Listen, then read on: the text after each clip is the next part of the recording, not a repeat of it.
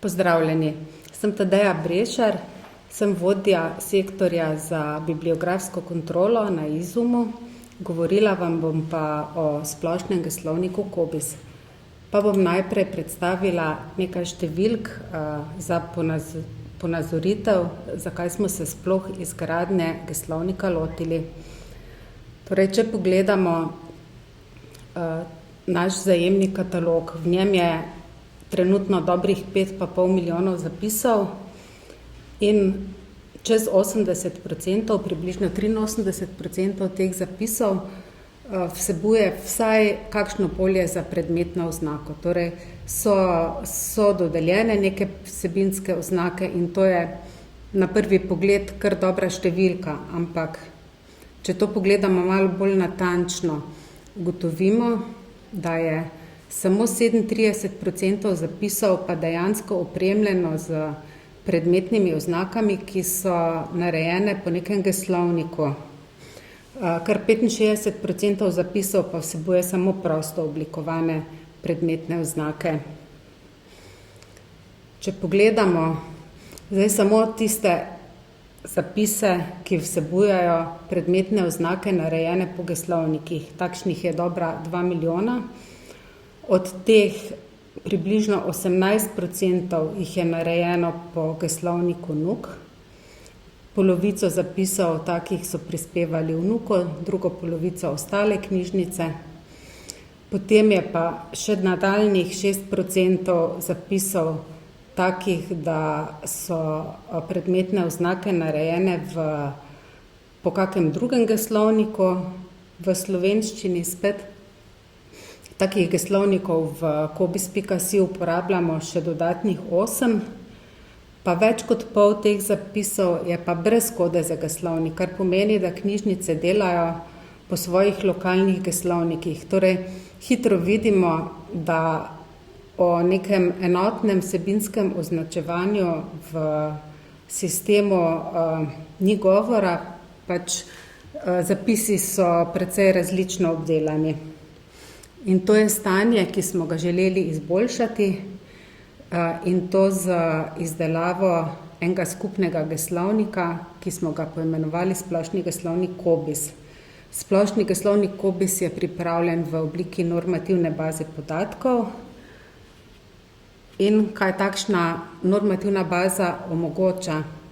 Omogoča enoten sistem predmetnega označevanja za celoten Cobiss. Knjižnice bi torej vse uporabljale isti geslovnik, seveda bi dopustili še naprej, da uporabljajo, če to želijo, svoje lokalne geslovnike oziroma pač to, kar so uporabljale do zdaj. Normativna baza omogoča kontroliran vnos v polja za predmetne oznake, torej odpadejo razne zatipkane predmetne oznake, odpade to, da bi vsebinsko iste predmetne oznake različni katalogizatorji različno oblikovali. Normativna kontrola omogoča kontrolo sinonimov, torej normativni zapisi so opremljeni z normativnimi oblikami in z variantnimi oblikami in vsi katalogizatorji potem pri predmetnem označevanju lahko morajo uporabljati samo normativne oblike predmetnih oznak.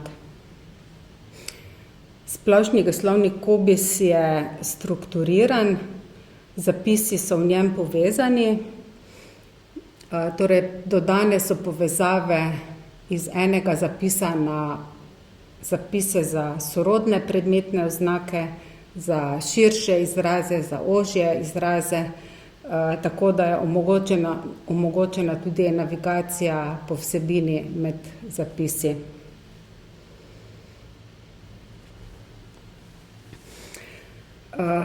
No, kot je tu vidno, smo se projekta lotili že pred precej leti. Izgradnjo geslovnika smo ves čas koordinirali v Izumu in tudi prispevali precej predmetnih oznak oziroma zapisov. Sodelovali so pa pri izgradnji tudi osrednji specializirani informacijski centri, pa Narodna univerzitetna knjižnica v Ljubljani, pa Univerzitetna knjižnica Maribor. Od leta 2018 dalje se geslovnik dopolnjuje v COBISS-3 katalogizaciji. Trenutno je pa v razvoju dopolnitev COBISS-3 katalogizacije za normativno kontrolo predmetnih oznak. Pa bom kar pokazala, kako smo si to normativno kontrolo zamislili.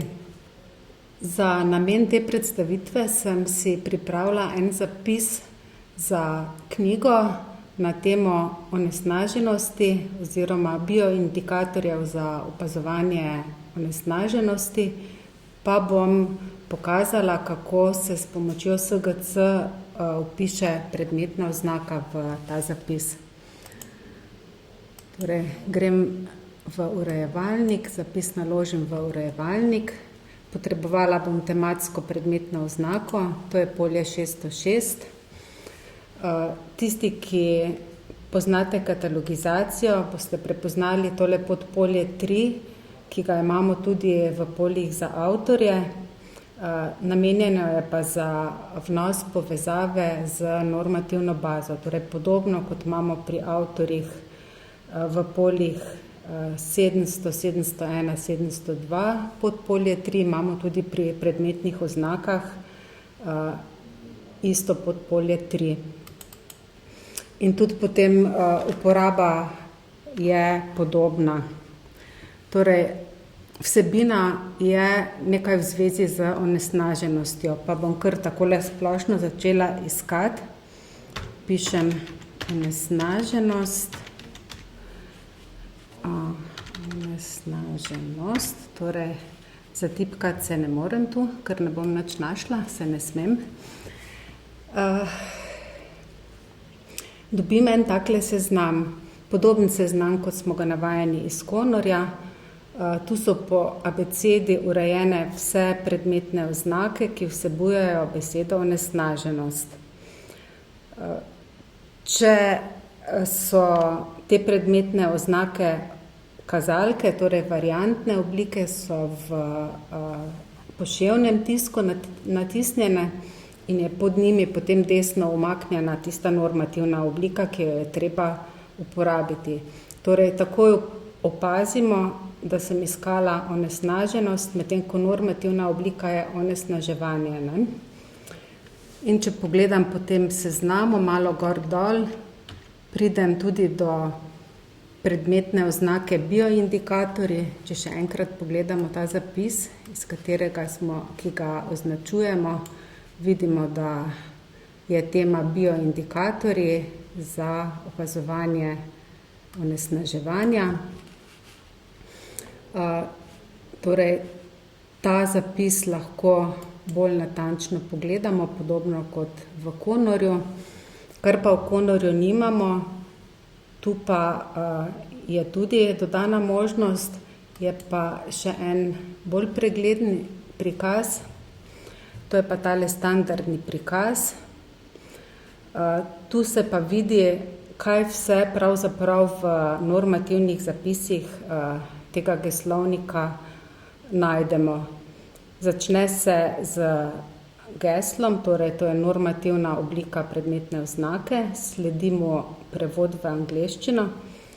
Tale geslovnik je dvojezičen, predmetne oznake vsebujejo tudi prevode v angleščino.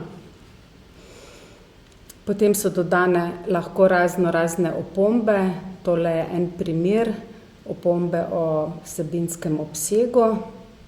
Sledijo variantne oblike, v tem zapisu jih je kar precej. Potem pa sledijo sorodni izrazi, širši izrazi, ožji izrazi, vse to je našteto. Pa tudi čisto na koncu so celo ustrezni izrazi v nekaterih drugih geslovnikih. V LCSH, to je geslovnik Kongresne knjižnice, MEŠ, francoski geslovnik. pa v vseh zapisih so opisani viri, ki so jih uredniki preverili, ko so ta zapis kreirali. Tako, teh informacij v zapisih je precej in tu spodaj je možna celo navigacija na druge zapise. Torej, vidimo, tu imamo zapis za bioindikatorje, ožji izrazi od tega so recimo indikatorske rastline, indikatorske živali, ne. Pa recimo, da sem se jaz zdaj odločila, da je tale zapis indikatorske živali tisti pravi, ki ga potrebujem in ga želim dodati v moj bibliografski zapis. Rečem izberi, se mi ta zapis prenese v okno za povezovanje, potem pa rečem poveži in v podpolje 3 se mi vpiše povezava na normativni zapis, pa v podpolje A potem predmetna oznaka, pa še doda se koda SGC, ki pomeni, da je pač ta predmetna oznaka kreirana po metodologiji SGC. Zapis lahko zdaj shranimo.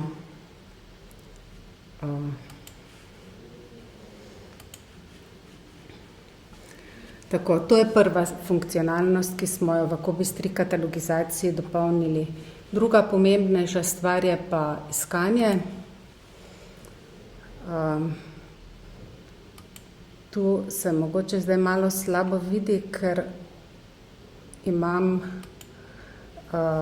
izbrane za prezentacijo velike črke, ampak tole iskalno okno je predmetne oznake SGC, to je dodano. Namenjeno je za iskanje samo tistih predmetnih oznak, ki so narejene po SGC. Torej, recimo, da iščem predmetno oznako krajevno za Maribor. Iskanje je narejeno v 2 fazah. Najprej preiščemo geslovnik, iz njega izberemo ustrezno geslo, torej normativno obliko, potem pa to normativno obliko pošljemo v iskanje po bibliografskih bazah in najdemo bibliografske zapise. Tako, ko kliknem na to ikonico, pridem v geslovnik. Torej, imam zopet seznam predmetnih oznak, se lahko po njih sprehajam gor dol. Tu na desni vidim cele zapise sproti. In vidim, imam tole je zapis za mestno občino Maribor, tole je zapis za kraj Maribor, pa recimo, da jaz iščem kraj Maribor, rečem izberi, se mi geslo prenese v vnosno polje za iskanje, potem pa rečem poišči. Pa če zdaj pokažem ta zapis, se vidi, da je ta zapis vsebuje polje 607 s predmetno oznako Maribor, Slovenija in je narejeno po splošnem geslovniku.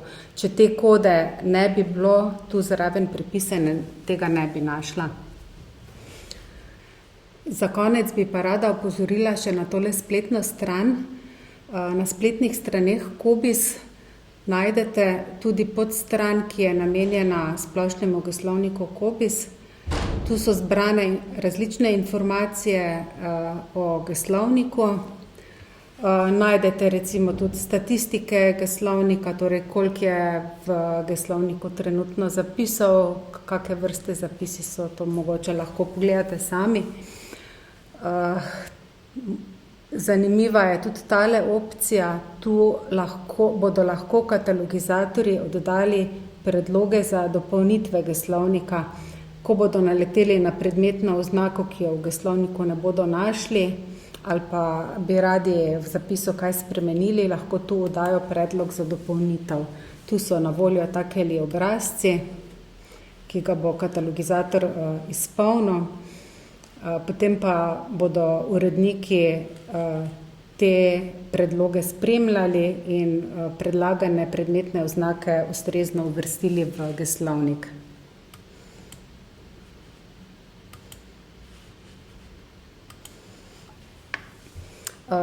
Mogoče čisto za konec, ne vem, to je sicer že nekaj časa objavljeno, bi pa vseeno pokazala. Tu je na voljo tudi abecedni pregled geslovnika, ki je pravzaprav kar en takšen najbolj kompleten, hiter pogled v celo bogastvo informacij, ki jih ta geslovnik nudi.